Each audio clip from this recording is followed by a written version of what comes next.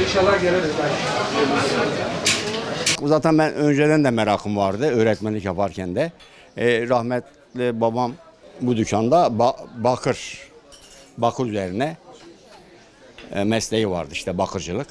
Tabii rahmetli olunca dükkan bize kaldı. Ben de boş zamanlarımı değerlendirmek için bir de sevdiğim için yani antika merakı devam etti. 10 senedir bu dükkandayım. Tabii benim esas merakım 70'lerde 80'lerde devam etti yani vardı. Önceden vardı. Devamlı en son 2010'da emekli oldum. Emekli olduktan sonra işte bu dükkandayım yani. Öğrencilik yıllarımda gene vardı. Merak. Önceki bir merak yani. Antikacılık zevkli, güzel bir meslek ama yani zor bir meslek. Bak öğretmenlik de zor ama benim yanımda antikacılık daha zor. Çünkü antika işinin öyle kolay kolay okulu yok bir defa. Antikacılık okulu var mı? Yok. Okulu yok. Bunu hayatta tecrübeyle yani sınama yanılma metodu var ya öğreniyorsun. Kolay değil yani. Böyle insanın stresine atıyor. Bu merak her yerde var. Sadece Urfa'da değil, Türkiye'de değil, dünyanın her yerinde var. Ama herkeste yok. Herkeste bu merak yok. Hatta bazısı kızıyor ya diyor bu eski diyor nedir diyor bu bilmem ne. Bunu diyor babamda vardı, dedemde var diyor attık, hurdaya verdik. Ona karşı şey yok yani bir sempatisi yok. Ne olduğunu bilmiyor belki. Bazısı da üzülüyor diyor ya keşke diyor satmasaydı burada görüyor ya gözü açılıyor. Diyor keşke diyor satmasaydım bilmem ne olmasaydı. Herkeste farklı tepkiler var yani. Herkes de aynı değil. Seven de var. Hiç alakası olmayan da var. Bilen de var, bilmeyen de var.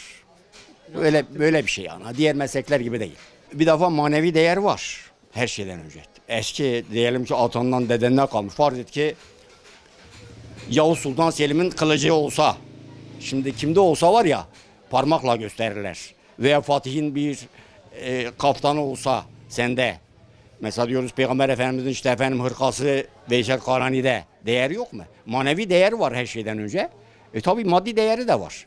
Ne kadar eski olsa, ne kadar antik olsa o kadar fazla değeri var. Şimdi bir daha bir şeyin antik olması için üzerinden yani en az bir 100 yıl geçmesi lazım. Bir asır geçecek. Bir de her eski şey de antika değil. Bir defa makine işi olsun, pille çalışan bu elektronik şeyler olsun antika kulaklı antika olmaz. Bizim el yapımı olacak. El yapımı. Onda bir sanat değeri olacak, bir özellik olacak. Tabii ne kadar eski olsa, ne kadar el yapımı, işte dediğim gibi böyle bir el işlemesi, bir sanat değeri varsa onun değeri de kat kat artar. Bu işin bir defa ticaretini yapanlar var. Alıyor mesela daha farklı fiyata kendi memleketine götürüyor, satıyor. O ayrı konu. Bir de merakı var. Evinin en kıymetli yerlerine, köşesine mesela antika ürünleri koyuyor. Diyor işte bu antika. Çok para verenler var antika eserlere. Yani adam bir de tabii maddi durum da elverişli olacak ki onu alsın.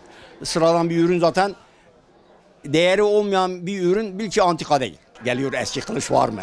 Eski hançer var mı? Orada görmüş. Hoşuna gidiyor yani. Gençlerde var. Eskiden yoktu ama yeni var. Yani yaşlardan çok gençlerde merak var. Gençleri o yönden tebrik ediyorum yani. Vallahi bu işten anlayan, bilen varsa yani sadece para kazanmak için değil, zevk için de yapsın. Bizim manevi, kültürel değerlerimiz, onların kıymetini bilsin. Varsa, anlamaya varsa getirsin, anlayanlara, bilenlere göstersin, onun bir değerini öğrensin. Yani öyle bu nedir, işte eskidir bilmem ne, hurdacıya vereyim, yazık günah. Hurdacılardan çok eşya geldi bana, çok. Geçenlerde ya söylemek istemiyorum, bir tablo. Alan bilmiyor. Hurdacı ne bilsin o tablonun değeri nedir, ne değildir.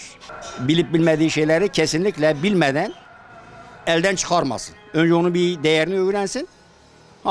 İhtiyacı varsa tabii satabilir. O da onun hakkıdır. Ama bilmeden rastgele böyle hurdacıya vereyim, buna atayım, satayım demez. Önce bir değerini öğrensin ondan sonra.